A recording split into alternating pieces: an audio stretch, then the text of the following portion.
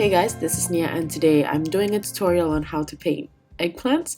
This was a request by Kandii Starr. At first I thought it was a bit random, like an eggplant, but here I thought they were a cute vegetable and I like their rich purple colors, so I decided to do this painting for today. I'm going to be painting 3 types of eggplants. I didn't know too much about eggplants to begin with, and there are many varieties.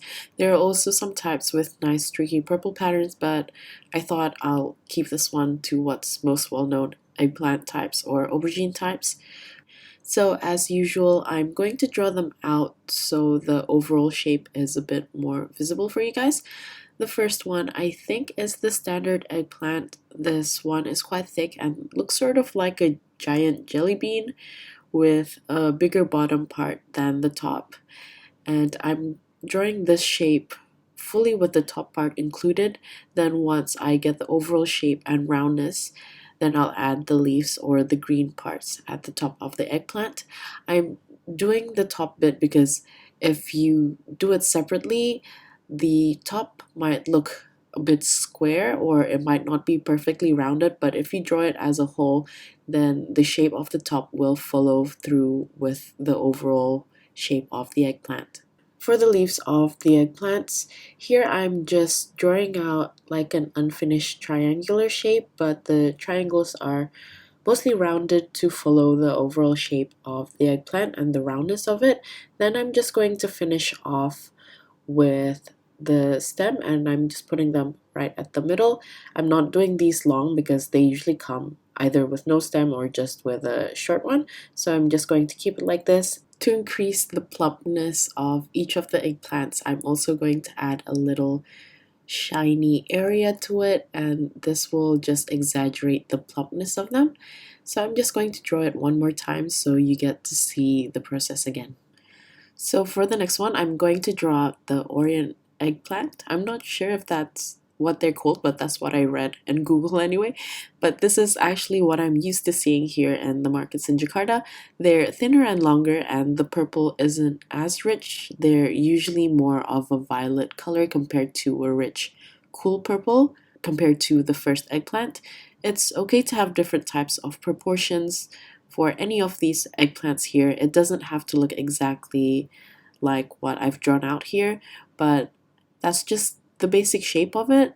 Like the bottom can be slightly thicker or a bit thinner than what I've drawn since the eggplants are all different.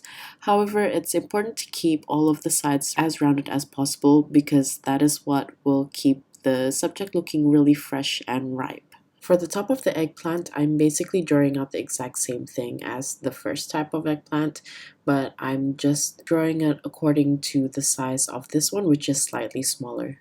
Moving along to the last type of eggplant, I came across these when I was just searching eggplants on Google Images, and these ones are cute grape eggplants, or they're called Indian eggplants, I think. Maybe they're native to India, I'm not too sure. I thought that'd be a really cute addition, so I decided to include them in the set. They're basically just oval shapes and they're much smaller than the other eggplants that we've drawn out. So I'm just going to draw an oval for this, and the top is exactly the same as what we previously drew out. So it's a really nice addition and it's very simple to paint. Later on, when I'm going to paint this, I'm also going to add a bit of streakiness to the texture of the leaves at the top because I find that the leaves look a little bit fibrous, so just keep that in mind when we're going to paint it later on. Moving along to the colors now, I'm just going to swatch all of the colors that I'll be using, then I'll move along to the colors that I'm going to mix for each individual eggplants. So obviously the first color that I'm going to use is Mineral Violet, which is the purple you see at the top. And then I'm also going to use Ultramarine to mix into the Mineral Violet when I want the rich, cool purple. And I'm going to also use Rose Madder to make it more of a reddish purple, Orolin Yellow, and also Sap Green. I'm going to go over all the purples that I'm going to be using for each of the eggplants. So the first one is just the Mineral Violet by itself. The second one, I mixed mineral violet with a bit of the ultramarine to get a deeper purple. And for the third one, I mixed in mineral violet with a bit of the rose madder to give a bit more of the warmer purple. And I know it's a bit hard to see on camera, so I decided to just dilute it a little bit so the color is a bit more clear for you guys to see.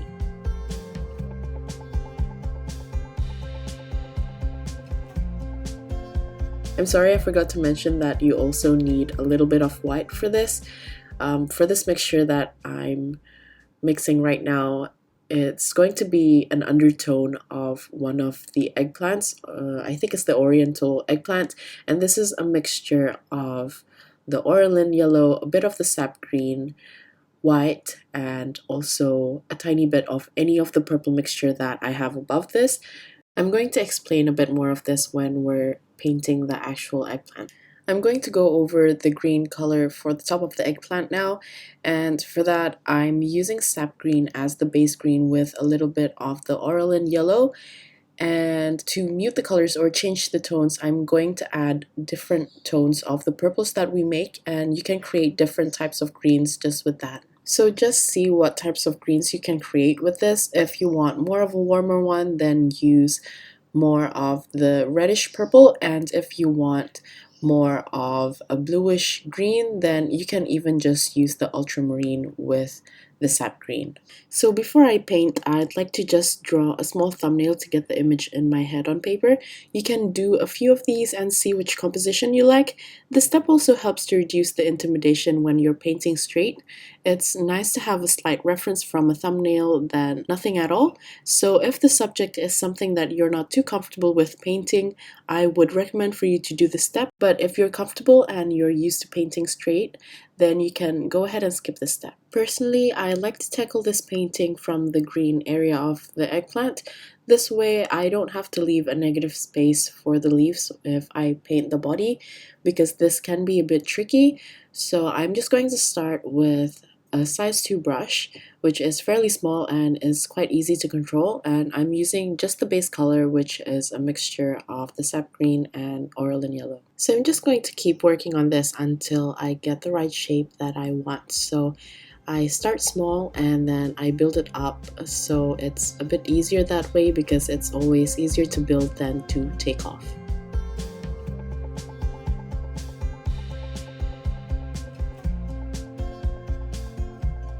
I'm going to mix a bit of purple into the green mixture now to create a darker tone, and I'm going to separate the shape of the stem a little bit by adding a bit of shadow. I'm also going to use this color while it's still quite diluted to paint a little bit of the texture of the fiber in the green area. So when you're putting down diluted paint, the color will always seem darker than what it actually is because of the water content. So when it dries, it will always turn out way lighter than what you expect.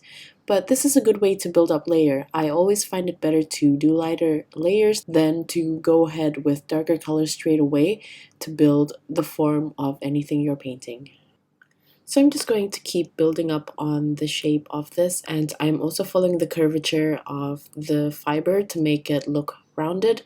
And because of the layering technique that we're doing, you can also see a bit more depth in the painting because you're creating a lot of different undertones. Moving along to the body of the eggplant, I mixed in a little bit of mineral violet with some ultramarine deep, and I'm just going to draw out the body first. This way it helps you see the full size of it and create the correct outline. I'm also going to leave out some white negative space for highlights, and then I'm just going to fill up the body of the eggplant with a flat wash with the purple color.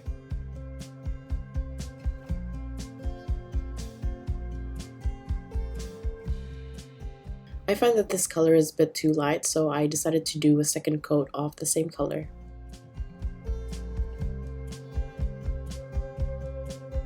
I'm going to make a thicker consistency mix of the same color, which is the ultramarine and the mineral violet, and I'm putting a bit more of the ultramarine here because I want the purple to be a bit more rich, and I'm just going to put it down at the bottom and around the side to create a more three-dimensional form. Since I want the surface to be fairly even, I'm going to smooth out the color that we put down so there's no distinct line between the base color and the darker color. I'm also going to add a bit of a darker purple, not as dark as what we initially put down, but just a shade darker around the highlight to exaggerate it a little bit. And since the area of the eggplant now is fairly wet, I'm going to move on to the next one and wait for this one to dry, then build it up later on. I'm going to repeat the same steps now, but with a different shape eggplant, and I will get back to you when we get to mixing the colors because this one is a little bit different compared to the first eggplant that we just painted.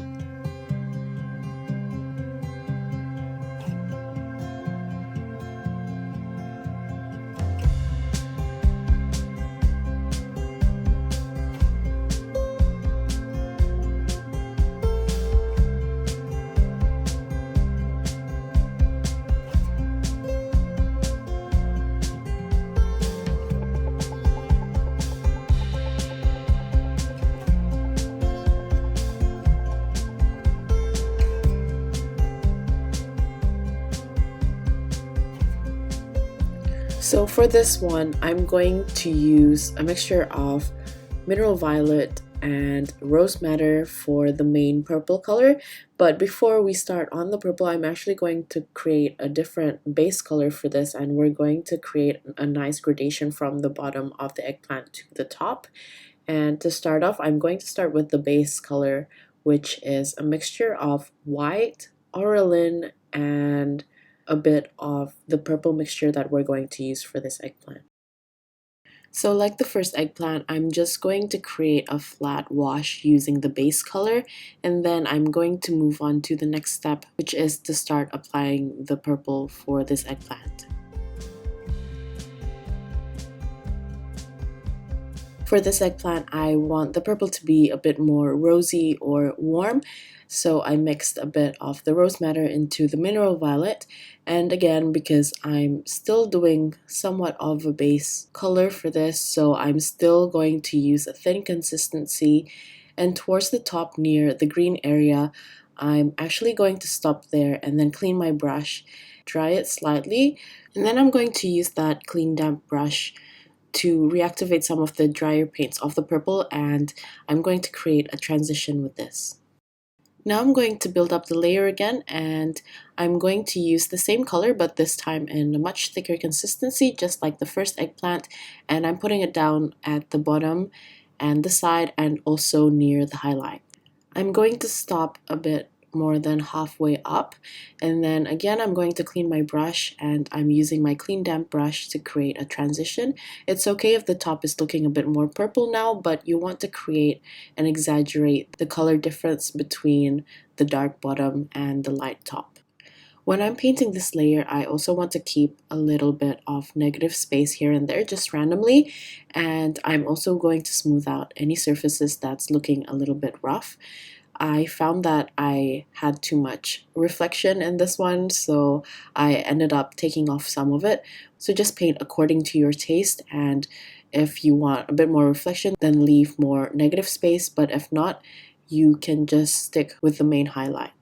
I'm just going to keep building up the layer until I get the right vibrancy of purple that I want at the bottom and a nice transition at the top. I think I over-exaggerated the highlight a bit on this one, so while the surface is still wet, I decided to just use a clean brush and brush a bit of water on it to create a bit of transition. This is just based off my taste, but you can interpret the painting however you will like. And then I just picked up a darker tone of green and start adding a bit of shadows and also applying more of the fibrous texture to the green area of the eggplant. Then I'm also going to do the same thing for the first eggplant. As you can see, I'm just building up layer by layer. If the body has more contrast now, I want to balance out the green part too, and vice versa. For the smaller eggplants, I'm just going to do the same thing, but this time I'm going to use the mineral violet as the base color and then build up with a mixture of mineral violet and ultramarine blue. I'm not going to do as many layers as they are small and it doesn't require as much detail as the larger painting. So I'll get back to you once I get to the same stage as the other eggplants.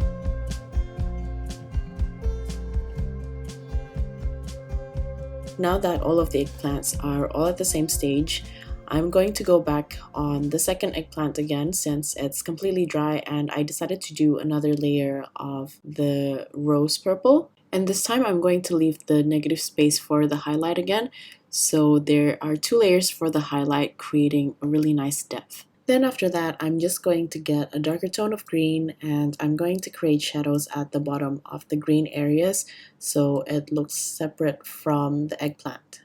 Now I'm going to take just plain white gouache and I'm going to add more highlights.